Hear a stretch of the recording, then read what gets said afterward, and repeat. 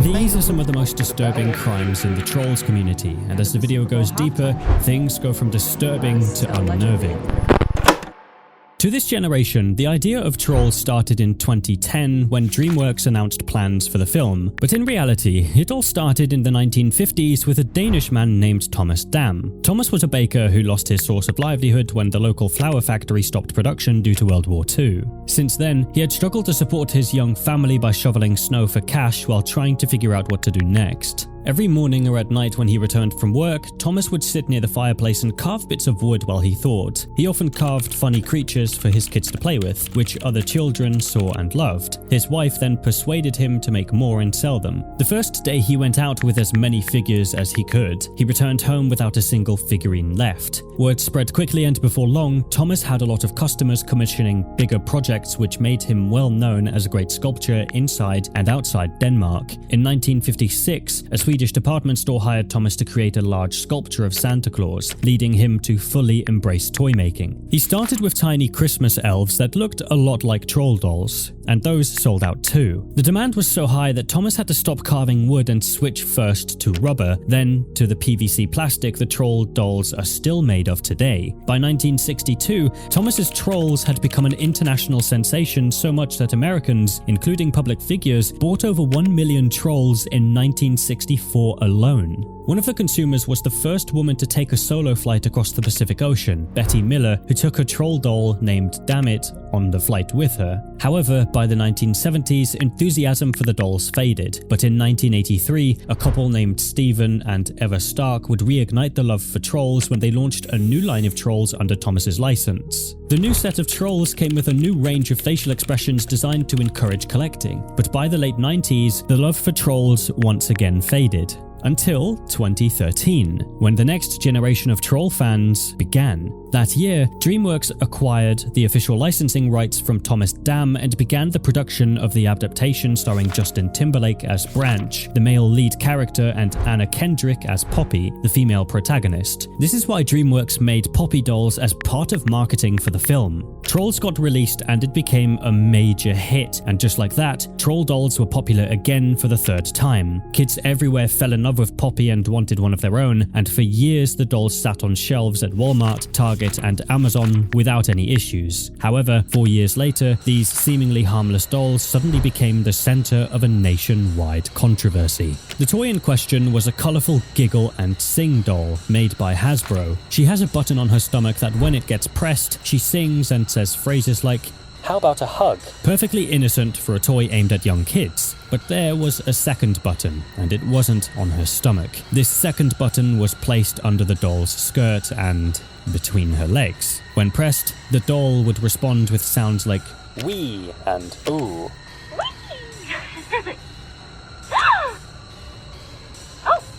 Now, the moment people started noticing this, things escalated fast. A woman named Jessica McMains was the first one to take direct action. She launched a Change.org petition addressed to Target, Walmart, Amazon, Dollar General, and Family Dollar, demanding they remove the doll from their shelves immediately. In the petition description, she wrote, "When you push this button on the doll's privates, she gasps and giggles. This is not okay for a child's toy. This toy needs to be removed from our stores. What will this toy make our innocent, impressionable children think?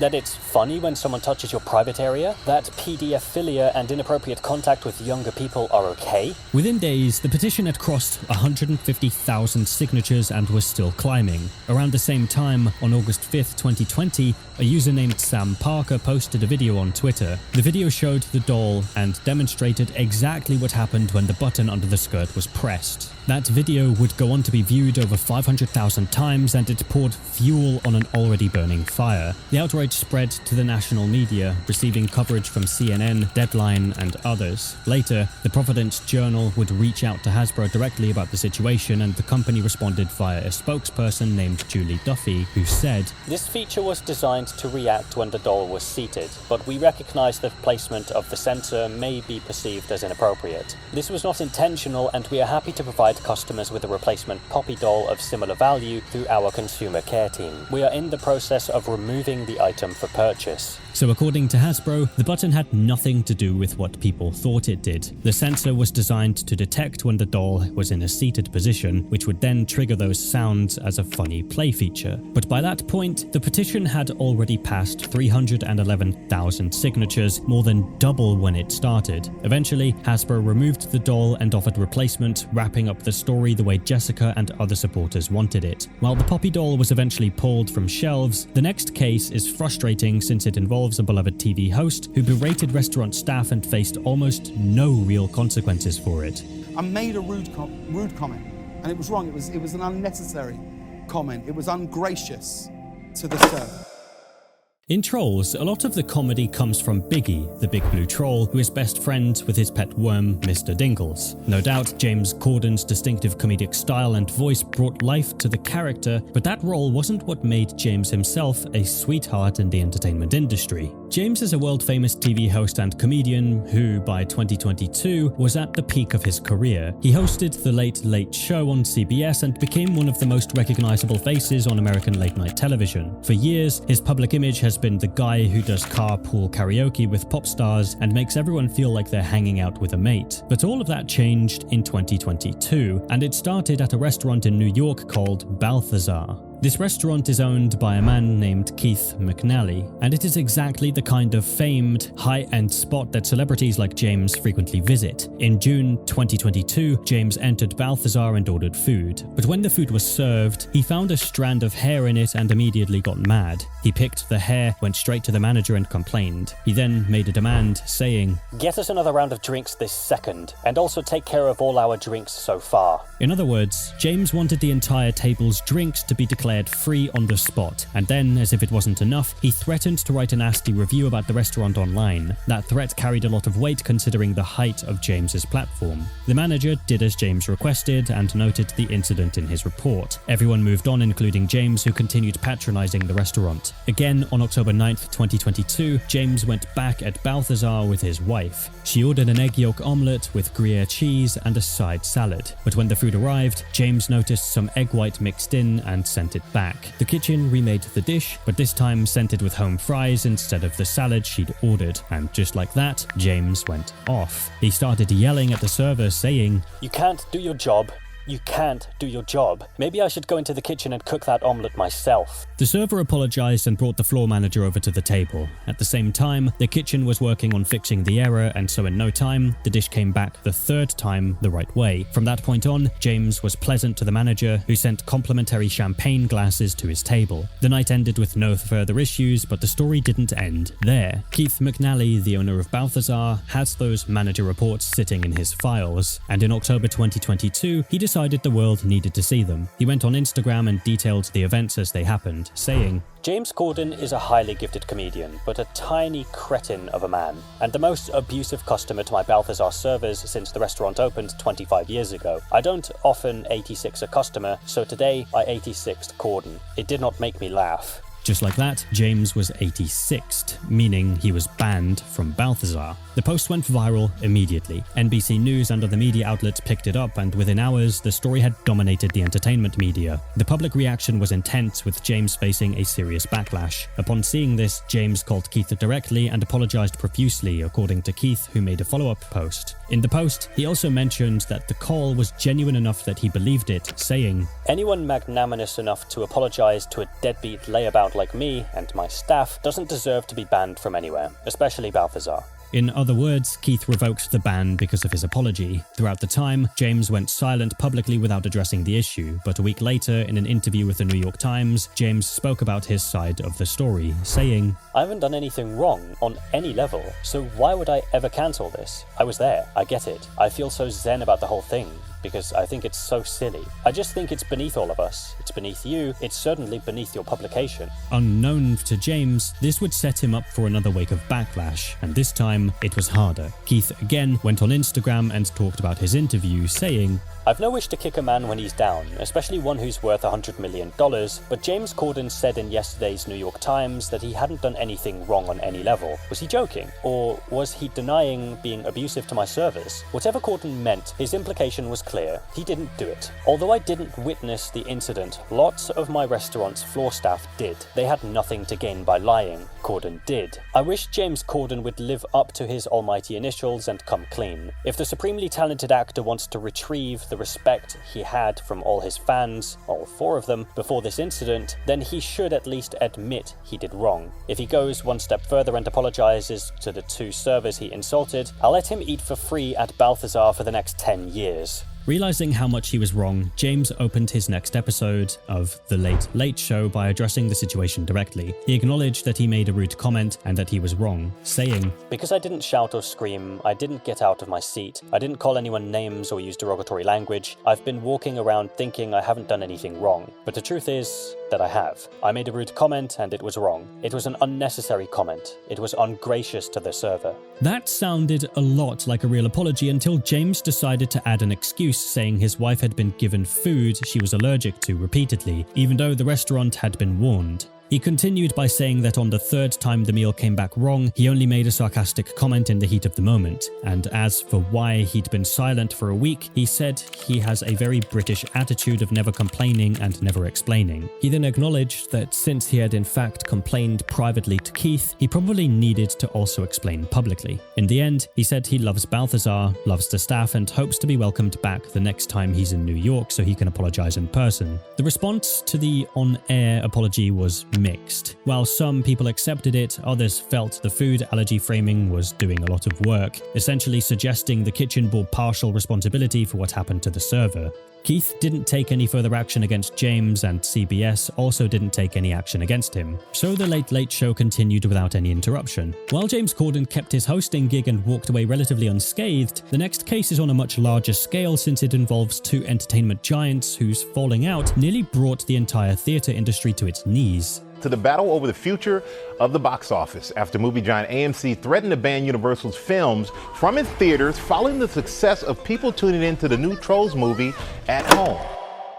After Trolls was released in 2016 and grossed $347 million, fans immediately started asking for a sequel, and so in February 2017, Universal announced the sequel for April 10th, 2020, and so the anticipation and countdown began. But in March 2020, the whole hustle and bustle of the world was brought to a stop when the World Health Organization declared COVID-19 a pandemic. By late March, stay-at-home orders were in effect, and by April, everyone was stuck inside, which meant students were home all day, partygoers were home all night, and movie lovers couldn't go to the movie theaters. The fans of Trolls knew there was no way to see their beloved movie at the scheduled date, but just at the moment they had lost hope, Universal released the movie anyway, but as a premium digital rental at home. And while this decision made fans extremely happy, it also ended up detonating a decade-long relationship with Universal and AMC theaters. To understand why Universal's decision affected the biggest theater chain in the world, we need to talk about how things were before the pandemic. For as long as most people can remember, going to see a new movie meant you had to go to a theater, because that was the only option. When Avengers Endgame came out in April 2019, the only place you could watch it was on a cinema screen, and it would stay that way for over 3 months before any home releases happened. That window of exclusivity, typically a minimum of 90 days, was the entire foundation on which theater chains built their business, and it was leverage that theaters fought so hard to protect, especially AMC Theaters, the largest cinema chain in the entire world, operating more than 1,000 theater complexes across the United States, Europe, and the Middle East. For context, back in 2019, Netflix had tried to negotiate a theatrical window of just 45 days for Martin Scorsese's The Irishman, but AMC and Cineplex, the major Canadian theater, said no. They simply refused to screen the film at all rather than accept a shorter window. And then March 2020 happened. The coronavirus pandemic shut down movie theaters globally. Every screen went dark overnight, and Universal Pictures, one of the biggest studios in Hollywood suddenly found itself sitting on a finished animated movie called Trolls World Tour, originally scheduled to hit theaters on April 10th, 2020, with nowhere to put it. Most studios in that situation pushed their release date back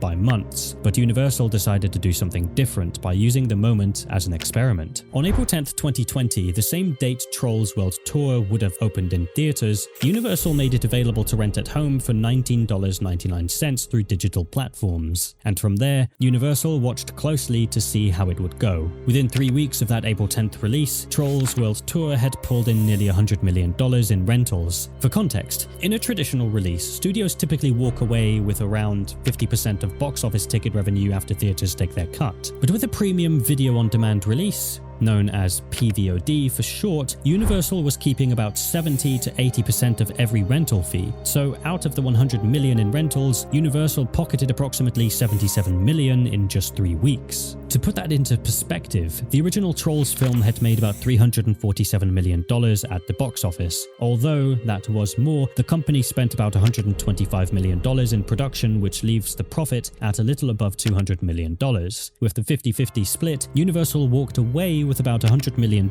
in 3 months. 1 month after the PVOD release, Universal's profit increased, and the Wall Street Journal decided to interview the CEO of NBC Universal, Jeff Shell, who said, "The results for Trolls World Tour have exceeded our expectations and demonstrated the viability of PVOD. As soon as theaters reopen, we expect to release movies on both formats." Jeff's final statement blew up the whole thing as AMC interpreted it as a threat. Shortly after, Adam Aron, the chair and CEO of AMC Theaters, responded with a letter he made public, saying, "It is disappointing to us, but Jeff's comments as to Universal's unilateral actions and intentions have left us with no choice. Therefore, effectively, immediately, AMC will no longer play any Universal movies in any of our theaters in the United States, Europe, or the Middle East." He then added that the policy would extend to any studio that decides to follow in Universal's footsteps. Now, as much as it seemed AMC had the winning hand, the reality was more complicated than that, because sitting in Universal's release schedule were the James Bond film No Time to Die and F9, the next Fast and Furious installment, 3 of the most anticipated blockbusters of that entire year. Without AMC's screens, the movies would lose significant audience reach, and the AMC would suffer a great deal considering how big these movies were, and at the same time, Universal itself would find it difficult to break into the international markets. Once the studio realized what the consequence would be, it responded through a spokesperson saying, "Our desire has always been to efficiently deliver entertainment to as wide an audience as possible. We absolutely believe in theatrical experience and have made no statement to the contrary. As we stated earlier, going forward, we expect to release future films directly to theaters as well as on PVOD when that distribution outlet makes sense." This time, it was the National Association of Theatre Owners that responded to the studio saying PVOD releases performance was indicative of hundreds of millions of people isolated in their homes seeking entertainment, not a shift in consumer movie viewing preferences. Their position was that when cinemas reopened and people had the choice between a $19.99 home rental and walking into an actual movie theater, most would choose the theater. The theatrical experience, the screen, the sound, the event of it, was the one thing no streaming service or rental platform could replicate. By May 2020, some states in the United States had already started easing the stay-at-home order, which encouraged theater owners to start drawing up plans for what reopening would look like. They planned to reduce capacity seating, clean the theaters more frequently, and give discounts on tickets for weeks when no new films were released. Around the same time, Jeff had another interview via conference call where he said,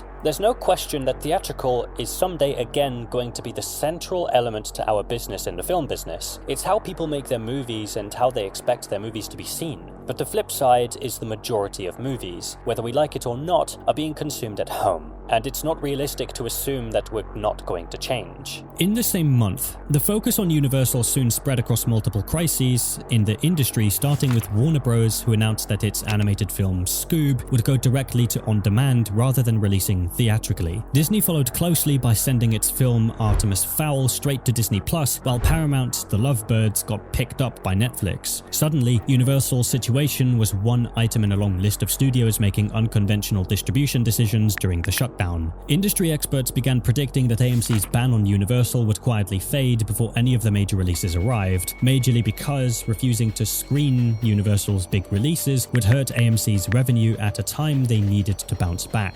Throughout the following month, both sides remained firm about their decisions, but on July 28, 2020, the two giants reached an agreement that sent shockwaves through the industry. They both made a deal to keep working together for several years, however, not in the way they have always worked. Under the agreement, new Universal movies will play only in AMC theaters for at least 3 weeks, or an equivalent of 17 days. After that, Universal can choose to start offering those movies for paid viewing at home while they are still showing in theaters. At the same time, AMC can also sell these at home rentals through its own online movie service, while other parts of Universal's release plans stay the same. The two companies also planned to discuss similar agreements for AMC theaters in Europe and the Middle East. The most shocking part of the deal was the fact that both companies released statements acknowledging the need for each other, with Universal praising the viability of the big screen, saying, "The theatrical experience continues to be the cornerstone of our business. The partnership we've forged with AMC is driven by our collective desire to ensure a thriving future for the film distribution ecosystem and to meet customer demand with flexibility and optionality."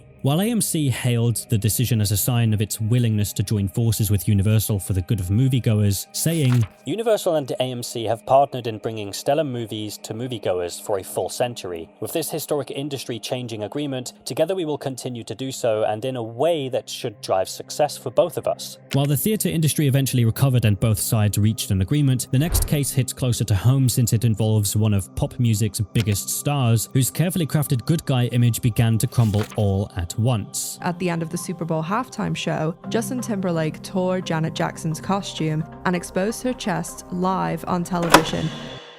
By far, one of the most loved characters in Trolls is Branch, the grumpy, paranoid, and overly cautious guy voiced by Justin Timberlake. Branch's story shows a guy whose life was different from everyone else around him. He just went about his day preparing for the worst without hurting anyone. But in the case of Branch's voice actor, his whole life appears to be the direct opposite. Long before Trolls existed, Justin Timberlake was a kid growing up in Memphis, Tennessee. Right from when he was a child, it was clear that Justin was destined for the spotlight. He landed a major role on the all-new Mickey Mouse Club at the age of 12, where he quickly became friends with a fellow castmate, Britney Spears, who would later become one of the most famous women in the world. Years later, the two ended up becoming superstars and started dating. By 1999, Justin and Britney were one of the most talked about couples on the planet, as the two were photographed together on several occasions and at the same time doing well in their careers. Outside of acting, Justin was also the lead vocalist of the boy band NSYNC, alongside JC Chase. Together, they released 3 studio albums and became one of the biggest pop groups of the late 90s. However, in April 2002, Justin told the group he needed a break to do some music on his own, and then they'd get back together. Before he got back, rumors started circulating that Justin had broken up with Britney after she was asked a question about her relationship in this interview. Quite simple. Are you single at the moment or not? Or you really don't want to talk about anything at all? You can just say, I don't want to say. I'm single right now. But fans didn't have to guess for too long, because in November 2002, Justin would release his solo debut album titled Justified. In the album was a single he titled Cry Me a River, which became a massive hit. The song was well made, but it wasn't just the music people were talking about. The music video featured a Britney Spears lookalike playing the role of an unfaithful girlfriend, with the whole message of the song being Britney was a cheat. Not long after he released the song, a reporter from Teen People asked him about it, and Justin said he wouldn't confirm who the song was about, saying, "They're explanatory. I don't have to say it." His words sent the media into a frenzy, with almost every outlet trying to scoop out information from both of them. In 2003, Diane Sawyer, a TV broadcast and journalist, sat across Britney in an interview and pressed her about the situation, saying, "He's going on television and pretty much saying you broke his heart. You did something that caused him so much pain, so much suffering. What did you do?" This question came soon after Britney got very emotional as soon as Diane mentioned her relationship with Justin. Once she was calm, she answered Diane anyway, saying, "I think think everyone has a side of their story to make them feel a certain way. I'm not technically saying he's wrong, but I'm not technically saying he's right either. And so for years, the story stayed exactly the way Justin had framed it. This breakup was shocking to a lot of fans, but to Justin's bandmates, what was more shocking was the fact that he left the band promising them he was going to be back. Unknown to them, he would be gone for more than 2 decades. From there, his career exploded and he became one of the biggest solo artists in the world. While he moved on, Britney couldn't. She was humiliated everywhere she went, from clubs to Lakers games, where the whole arena booed her. Through it all, Justin was believed to be the victim. But then came February 1st, 2004, during Super Bowl 38 in Houston, Texas. Janet Jackson was headlining the halftime show, and Justin was the surprise guest. The two gave an energetic performance before about 140 million viewers. But towards the end of the set, while singing Rock Your Body, Justin reached over and pulled at Janet's leather top, exposing her upper body part on national television. The moment lasted barely a second, but the fallout dragged on for years. The media dubbed it Nipplegate, and almost all of the blame landed on Janet. A few days later, Janet released a statement trying to explain what had happened and also apologize, saying, "The decision to have a costume reveal at the end of my halftime show performance was made after final rehearsals. MTV was completely unaware of it. It was not my intention that it go as far as it did. I apologize to anyone offended, including the audience, MTV, CBS, and the NFL." Around the same time, Justin also wrote an apology saying, "I'm sorry if anyone was offended by the wardrobe malfunction during the halftime performance at the Super Bowl. It was not intentional and is regrettable." Although some fans noted that Justin never apologized to Janet directly, Justin soon moved on from the topic and never addressed the situation again until he had an interview in the same year with local TV station KCBS. During the session, the interviewer brought it up and Justin replied saying, "I'm frustrated that my character is being questioned, and the fact of the matter is, I've had a good year, a really good year, especially with my music." There was a little bit of calm around Justin's name until January 2007, when he started dating actress Jessica Biel. The relationship was all smooth without any controversy until 3 years later in October 2010, when Us Weekly reported that Justin had allegedly cheated on Jessica with actress Olivia Munn. According to reports, he had a 3-day fling with her after they met at a MySpace event. Almost immediately after the news got circulated, Justin's representative denied the allegations, while Olivia's rep refused to comment. While fans expected a reaction from Jessica, she instead got engaged to Justin in 2011, and by the following year, the two had gotten married. 4 years later in 2015, the couple welcomed a son, and for a while, things were quiet on that front. Justin didn't address the situation, neither did he talk about the past ones. However, in 2017, Justin was in another interview with The Hollywood Reporter. When he was asked about his decision to leave his band the way he did, he replied saying, "It started as a fun snowball fight that was becoming an avalanche, and also, I was growing out of it. I felt like I cared more about the music than some of the other people in the group, and I felt like I had other music I wanted to make and that I needed to follow my heart." 2 years later, while Justin was filming the movie Palmer in New Orleans, photos and video obtained by The Sun showed him holding hands with his co-star Alicia Wainwright at a bar. Sources at the time noticed he wasn't wearing his wedding ring and appeared to have been drinking heavily. This immediately led to a fresh wave of cheating rumors. But before it could become something huge, a source close to the situation quickly tried to put out the fire, telling people the whole thing was completely innocent, saying, "It's a balcony with a group of people and it was definitely nothing happening. He's down there shooting his film Palmer. They're starring in the movie together and they're cool and everybody was just hanging out." However, Justin chose to address it himself. In early December 2019, he posted to Instagram saying,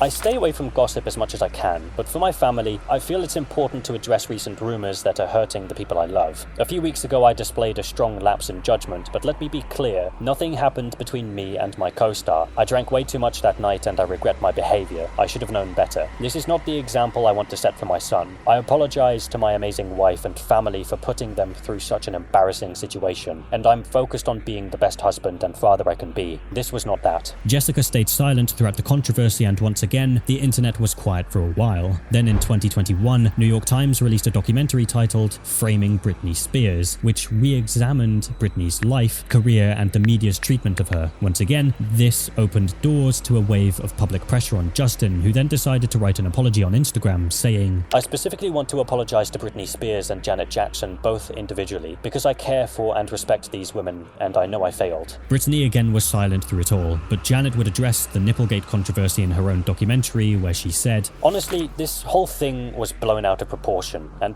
of course, it was an accident that should not have happened, but everyone is looking for someone to blame and that's got to stop. Justin and I are very good friends, and we will always be very good friends. We spoke just a few days ago. He and I have moved on, and it's time for everyone else to do the same. But in October 2023, something entirely different happened. Britney published her memoir, The Woman in Me, and in it, she told her side of the story for the first time, in full, without filters. She revealed that during their relationship, she was so in love with Justin that she imagined they'd eventually have children together. Later, she became pregnant with Justin's baby, something she described as a surprise. But Justin wasn't happy about the pregnancy. According to her, Justin said they weren't ready to have a baby in their lives and that they were way too young. Britney wrote that she would have chosen to have the baby, but that Justin was so sure that he didn't want to be a father, so she ended up taking out the pregnancy, an experience she described as one of the most agonizing moments of her life. And then she addressed the narrative that had followed her for over 20 years, the one that had started with that music video and the Diane Sawyer interview, saying, "May I just say that on his explosive album, and in all the press that surrounded it, Justin neglected to mention that several times he'd cheated on me. There's also been more leeway in Hollywood for men than for women, and I see how men are encouraged to talk trash about women in order to become famous and powerful, but I was shattered."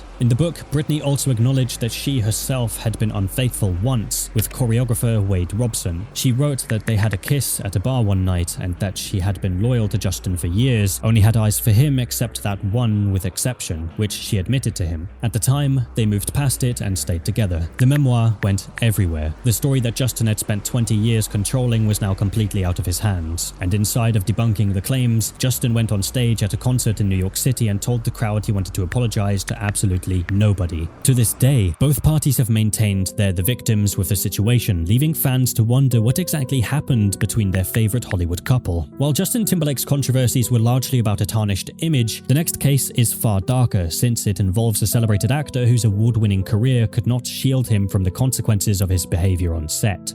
Emmy award-winning actor Jeffrey Tambor, star of shows like Arrested Development and The Larry Sanders Show, and more recently, Amazon's hit show Transparent. Accusations about Tambor's behavior behind the scenes of Transparent led to him being fired.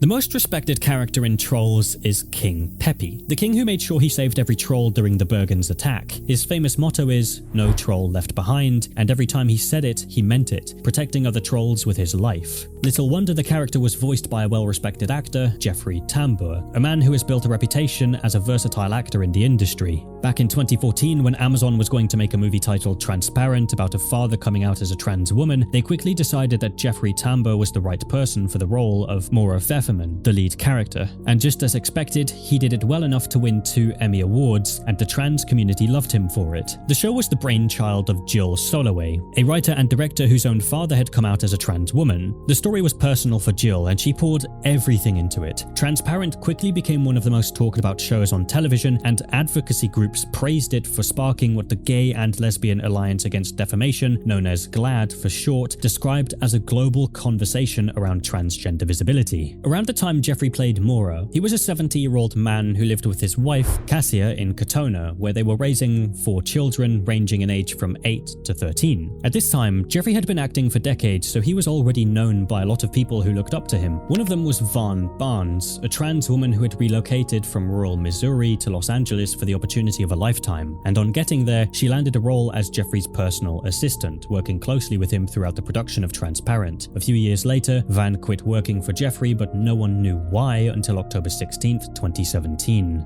At the time, the internet was flooded by the Me Too declarations, a movement against violent abuse, harassment, and the culture of forceful intimacy. This campaign inspired Van to also share her story on her personal Facebook page. There, she described an employer who had inappropriate physical contact with her, and also made comments about why she wasn't taking care of him in a personal way, if you get what I mean. He also told her that given how much he was paying her and how long they had worked together, she should be intimate with him. She wrote that she had been forced to listen to him talk about his explicit thoughts and desires, and that when she finally left that job, she was so broken down that she had thought about ending her time on Earth. The post traveled fast, particularly through the trans community, and although Van never mentioned the name of the employer, people suspected it was Jeffrey. This would be confirmed on November 8th, 2017, when Amazon Studios announced that an investigation into Van's claims was in its early stages, and on the same day, Jeffrey responded, saying Van is a former disgruntled assistant and that her allegations allegation was baseless. Exactly 1 month after Van's post, The Hollywood Reporter interviewed another trans woman who also accused Jeffrey of similar behavior. The trans woman is named Trace Lissette, someone who had spent so many years trying to break into the entertainment industry. Before she got into the industry, she had her whole life in Dayton, Ohio, where she grew up and eventually moved to New York City, where she began her transition. She later found work at a Manhattan strip club where the clientele had no idea she was transgender and gave her a difficult time at work. She also had a bad breakup that led to an attempt to check herself out of the world. This difficulty in her personal life led to her being admitted to Bellevue Hospital's psychiatric unit, after which she pushed through and kept pursuing acting. In 2013, Trace heard about auditioning for Transparent, so she flew down to LA to give it a shot in hopes to get the role. Trace gave her all, but she didn't land the role she tried for. However, she impressed Jill enough that an entirely new character was written for her, a yoga teacher and former stripper named Shea. Then the production began. Trace was able to meet and interact with the star of the show, Jeffrey, and before the show even aired, the unwanted contact had begun. Trace alleged that Jeffrey would kiss her on the forehead, which she initially thought was something fatherly, but then Jeffrey took things further at the red carpet events, where Trace leaned to kiss him on the neck, but he turned deliberately so that it landed on his lips instead. Even that, Trace excused as a mistake at the time. But it was during the filming of the 3rd episode of season 2, an episode called New World Coming, that things crossed a line she could not explain away. The scene was a breakfast scene where Trace was dressed in skimpy pajamas. According to her, Jeffrey looked at her and said directly, "My God, Trace, I want to attack you intimately." While this was not recorded, Trace mentioned she wasn't alone in the room. Alexandra Blings, a co-star and fellow transgender actress, was present during the scene, and she confirmed to The Hollywood Reporter that this happened exactly as Trace described. A few minutes after saying it, Trace and Jeffrey walked over to her, placed his feet on top of hers, and began making small thrusting movements against her hip. She said she could feel his body against hers and then pushed him off. After this incident, Trace told other people inside and outside of Transparent about what happened. One of those people was her roommate at the time, Zachary Drucker, a producer on the show who is also a transgender woman. Zachary later said that she and Trace had many conversations during their time as roommates, but that she had no clear memory of this particular incident and didn't feel it was something she needed to report professionally. In a statement she gave to The Hollywood Reporter, she wrote of the breakfast scene, saying, "Given the circumstances of my life, I was used to being treated as an object by men. This one just happened to be famous." She then urged Amazon to use the moment as an opportunity to recenter the transgender characters on the show and let it continue without Jeffrey. After this report, Jeffrey released a second statement, and this time he took a different tone. He acknowledged being difficult to work with and admitted he could be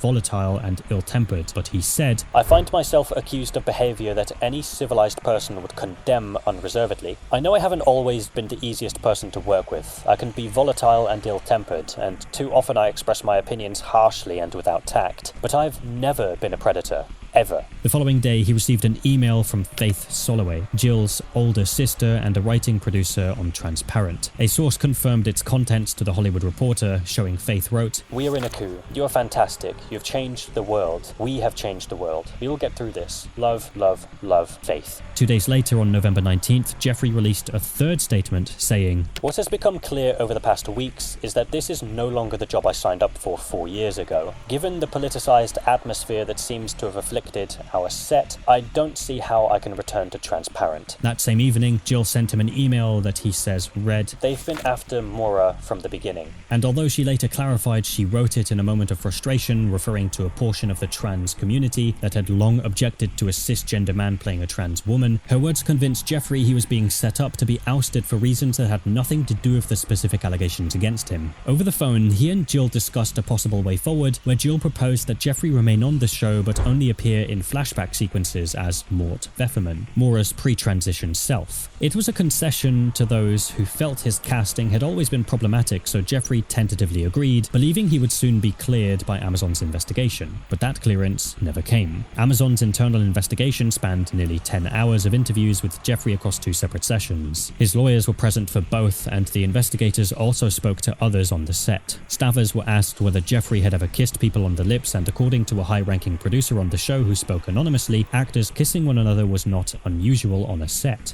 But even though the staffers painted the allegations as though they were mountains made out of a molehill, Trace never wavered. She told investigators she had reported the thrusting incident immediately after it happened and that nobody had acted on it. Then on February 15th, 2018, Amazon made an official announcement saying Jeffrey would not be returning to Transparent. He didn't know about the decision immediately, but only found out through a text message from Jill, followed by a phone call a few minutes later. He was completely shocked by the news because he had been preparing himself for what he called a slap on the wrist for his outbursts on set. The craziest part was on the same day, Jill put out a statement saying, I have great respect and admiration for Van Barnes and Trace Lissette, whose courage in speaking out about their experience on Transparent is an example of the leadership this moment in our culture requires. Once again, Jeffrey put out his own statement saying, I'm profoundly disappointed in Amazon's handling of these false accusations against me. I'm even more disappointed in Jill Soloway's unfair characterization of me as someone who would ever cause harm to any of my fellow castmates. In our 4-year history of working together on this incredible show, these accusations have never been revealed or discussed directly with me or anyone at Amazon. Therefore, I can only summarize that the investigation against me was deeply flawed and biased toward the toxic, politicized atmosphere that afflicted our set. Since then, Jill and Jeffrey had not spoken to each other, but that wasn't the end of the story. On February 26, 2018, Van's attorney confirmed that the non-disclosure agreement she had signed as a condition of her employment with Jeffrey was no longer enforceable. And so, for the first time since she made the Facebook post, Van sat down for an on-record interview with a Hollywood Reporter and put a name publicly to everything she had written. She described being paid barely at minimum wage while being subjected to Jeffrey's severe mood swings and round-the-clock demands. She also said that toward the end of her time working for him, he had proposed that she become his mistress. On seeing this, Van got more requests for interviews, and so on March 7th, 2018, Van appeared on Megyn Kelly Today and added one more detail that no one had heard before. She said that at one point during her employment, Jeffrey had watched her while she slept naked. She added that it had happened during a period when the three of them, Van, Trace and Jeffrey, were all living under the same roof. Van had been house-sitting at the Highland Park home belonging to the parents of Zachary. At the same time, Trace, who was still based in New York, had been staying in one of the bedrooms, while Jeffrey stayed with them because his Pacific Palisades rental was not ready yet. Van recalled wondering why Jeffrey, who has enough money, could not afford a hotel for 2 weeks. Jeffrey then confirmed to the Hollywood Reporter that he had indeed stayed at the house with both of them, saying, My arrangements hadn't come together. In retrospect, I should have stayed there and just waited for my house to become ready. But he flatly denied Van's claim that he had watched her sleep.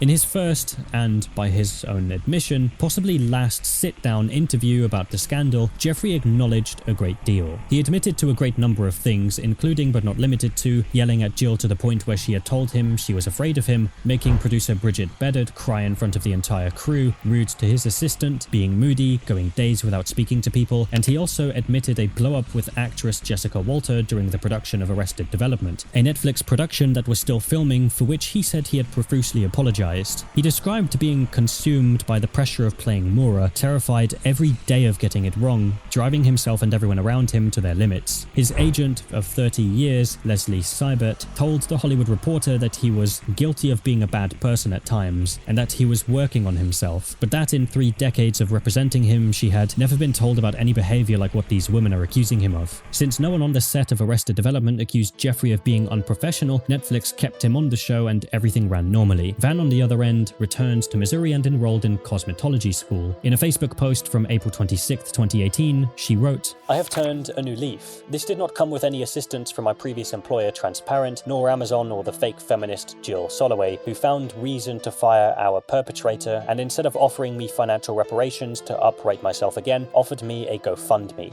Trace stayed in Los Angeles where she continued pursuing her acting career and became politically active, speaking at the Las Vegas Women's March and attending Time's Up meetings, while Jeffrey spent those months barely leaving his home in Katona. While Jeffrey Tambor's case left many questions unanswered and no formal conviction, the next case is even more unsettling since it involves a comedian whose charm and public persona made it incredibly easy for the world to look the other way for far too long. Russell Brand has used his puzzling success in both the UK and the US to allegedly attack countless women. In September 2023, 7 years after actor Russell Brand had voiced Creek, an unintentionally funny character that cracks people up once in a while, a joint investigation by 3 news outlets showed that Russell had allegedly been causing pain rather than laughter behind the scenes. That wasn't the first time Russell would make the headlines, but even before the controversies, he had a life that was quietly lived with so much uncertainty. His story started on June 4th, 1975 in Grays, Essex, England, as the only child of Ronald Brand and Barbara Elizabeth Nichols. His father Ronald worked as a photographer and left the family when Russell was just 6 months old, leaving Elizabeth, who was a secretary, to raise Russell entirely on her own. Things got harder when Russell was 8 years old and Elizabeth was diagnosed with uterine cancer. He was sent to stay with an extended family while she went through treatment. Elizabeth later recovered, but just 1 year into remission, she was diagnosed with breast cancer. Once again, Russell was shuffled off to relatives. This instability left a mark on him so much that by the time he was 11, he had developed an eating disorder. But while his home was falling apart, school was showing him something he was actually good at. He attended Gray's school, and at 15, he was cast as Fat Sam in the school's version of Bugsy Malone, a 1976 gangster musical comedy where teens acted as adults. That one role opened the door to local theatre productions around Essex, and for the first time, Russell felt like he had a path. By the time Elizabeth recovered and Russell came back home, she already had a new partner. Russell never got along with Elizabeth's partner, so after months of tension, Russell left home at 16. Around the same time, his father Ronald contacted him and the two reconnected, but their relationship wasn't what Russell would have imagined. Ronald took his teenage son on a trip to Thailand, and while they were there, he paid for the service of adult workers. That was the father-son relationship he was getting. And shortly after returning to England, Russell was exposed to cannabis for the first time. Later, he started using harder substances, and before anyone knew what he was getting into, he started battling with addiction on many levels. But even through all of that, his drive toward performing never went away. In 1991, against everything that was stacked against him, Russell was accepted into the Italia Conti Academy of Theatre, one of the UK's oldest and most prestigious performing arts institutions. Getting into this academy is genuinely competitive, so being accepted was a big deal. And to make things even better, Essex County Council would cover his tuition because of his background. But unfortunately, Russell's substance abuse and addiction led him to constantly missing classes and misbehaving. In the end, Russell was expelled from the academy in his first year. So at that point, he dropped theatre and turned to stand-up comedy instead. At the turn of the millennium, he performed in a showcase of new acts at the Hackney Empire Theatre, where he caught the eye of Nigel Clarfield, the founder of Bound and Gagged Comedy, a management company that primarily represents comedy acts. In 2000, Nigel backed Russell in a solo debut at the Edinburgh Fringe, the world's largest arts festival, held every year in Scotland. In September 2000, Russell landed a role at MTV as a video journalist, but surprisingly, he wasted it almost immediately. The day after the 9/11 attacks on New York, he showed up to work dressed as Osama bin Laden and was fired for it. Then in 2001, he had a comedy show in Edinburgh Fringe where, due to substance abuse, he started provoking a member of his audience who responded by throwing a glass at him. But that particular incident turned out to be a turning point, because Russell decided to get clean. The following year in 2002, he went to rehab for the first time, and later that year he was given a chance to rebuild when the UK Play Channel gave him his own show called Rebrand. The show had Russell investigating subjects including intimacy, drugs, and death. He even sat down with his father, Ronald, for an episode where the two laughed about their trip to Thailand, recounting the adult workers and the hotel room. Although the show was a success, Russell's sobriety wasn't holding. Later that year, his agent found him using drugs again in the bathroom at a Christmas party. He then cancelled all of his upcoming commitments and checked him straight into a rehab facility, where he spent most of the following year of 2003 getting clean. He then came back in 2004 with another show, which he called Better Now, built entirely around his own experiences with hard substances and recovery. After a run of sellout shows, he was invited to host Big Brother's Big Mouth, a late-night spin-off discussion show on a UK entertainment channel that aired alongside the main Big Brother series. From there, Russell became officially famous, and it seemed like controversies were a thing of the past for him. However, 2 years later, Russell's love life was making headlines for the first time, for the wrongest reason.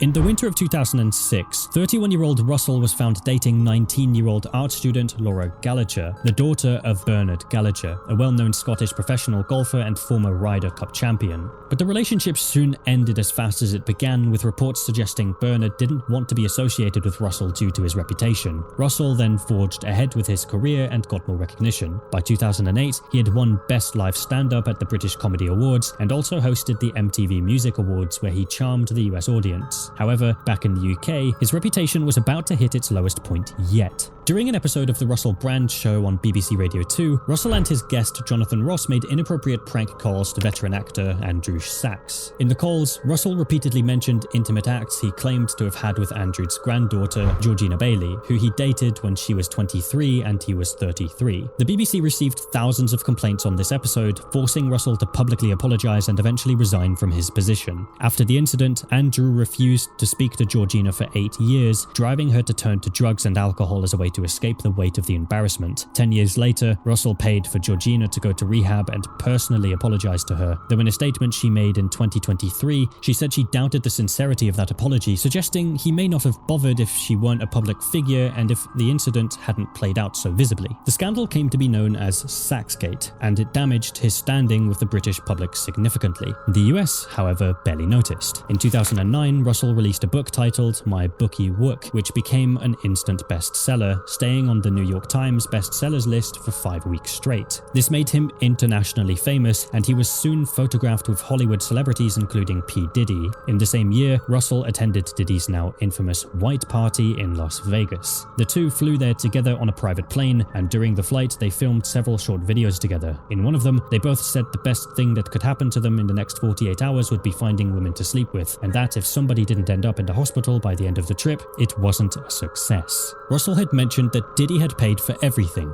the flights, the accommodation, the tickets to a show with Diddy adding, and the adult workers. With what we now know about Diddy, the alleged freak-offs, the accusations of holding women against their will, and the mounting legal cases, that conversation didn't age very well. But Diddy wasn't the only friend Russell made during his time in LA. He also met with Katy Perry first on a set and later at the MTV Video Music Awards, which Russell was hosting. From the stage, he joked about wanting to kiss her, and not long after, they were photographed together. Things moved fast, and soon, the two started dating. Russell met her parents, and the four of them even vacationed together. Though they never officially announced a relationship, it was clear to everyone watching. But Russell and Katy being together was kind of unexpected, and here's why. According to Katy, she was raised in a strict Christian home where her mother only read her the Bible, and she wasn't allowed to say deviled eggs or use dirt devil vacuum cleaners because of the word devil. When Katy's parents met Russell, they found ways to tie the relationship into their faith. Before meeting him, Katy's mother told her church she had read his autobiography and said, "There are parts of Russell's book where he's really hungry for positive influences in his life. I think the two of them are hungry. They're basically looking for God." Her father also said Russell had a real spiritual hunger and that meeting them had given him a whole new concept of Christianity. By 2010, the two got engaged, and before the end of the year, Russell and Katy got married in India. After the wedding, the two went back to work, with Katy going on an international tour and selling out everywhere. Everything seemed perfect between the two, but behind the scenes, things were deteriorating.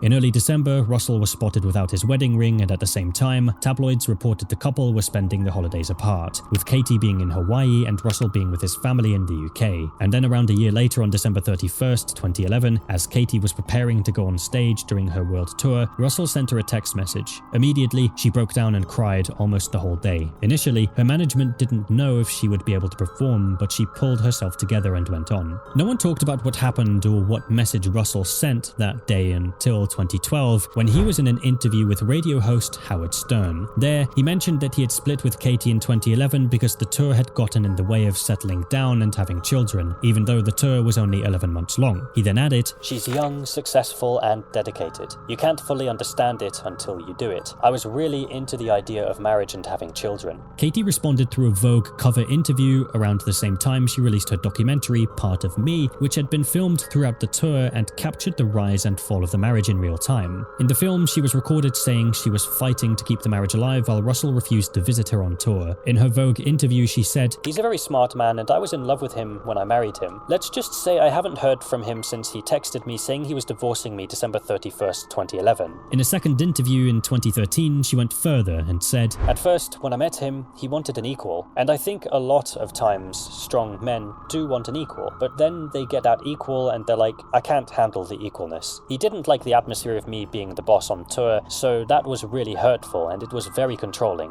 which was upsetting. And then she said something at the time passed without much attention, but in light of everything that came later, it reads completely different. She said, I felt a lot of responsibility for it ending, but then I found out the real truth, which I can't necessarily disclose because I kept it locked in my safe for a rainy day. I let go and I was like, this isn't because of me, this is beyond me. While no one knows what Katie found out, the public later discovered something absolutely horrifying about Russell. In September 2023, the Sunday Times, The Times, and Channel 4's dispatchers published a joint investigation that detailed allegations from multiple women against Russell, and it included one woman who said she wasn't even of legal age yet when she got involved with Russell, who was in his 30s at the time. She said Russell liked to refer to her by a demeaning nickname that emphasized the age gap, and that he had a driver pick her up from school and bring her directly to him so the two of them wouldn't be seen together in public. She alleged he forced himself on her in a way that left her physically fighting him off. Once the situation went viral, the Metropolitan Police launched a formal investigation, which began by taking statements from the women who had spoken to the press. Then in April 2025, the Crown Prosecution Service decided to charge Russell with 5 crimes: 2 counts of violent physical assault, 2 counts of intimate assault, and 1 count of indecent assault relating to 4 women, with the alleged incidents spanning 1999 to 2005 across central London and Bournemouth. Russell was accused of attacking one woman in Bournemouth in 1999 and grabbing another by the arm to drag her to the mall toilet in 2001. Between 2004 and 2005, he allegedly kissed and groped a 3rd woman in Westminster without her consent. And in 2004, he was accused of 2 further acts against a 4th woman in the Westminster area. Russell denied all allegations and pleaded not guilty to all 5 charges. But from there, his situation only got worse. In December 2025, the Child Protection Services authorized 2 more charges, which were an additional count of assault by penetration and a count of intimate assault, both relating to separate women and both allegedly taking place in 2009. Russell made a video which he posted on YouTube and Twitter, saying he was being attacked and falsely accused. He then added, These allegations pertain to the time when I was working in the mainstream, when I was in the newspapers all the time, when I was in movies, and as I've written about extensively in my books, I was very, very promiscuous. Now, during that time of promiscuity, the relationships I had were absolutely always consensual.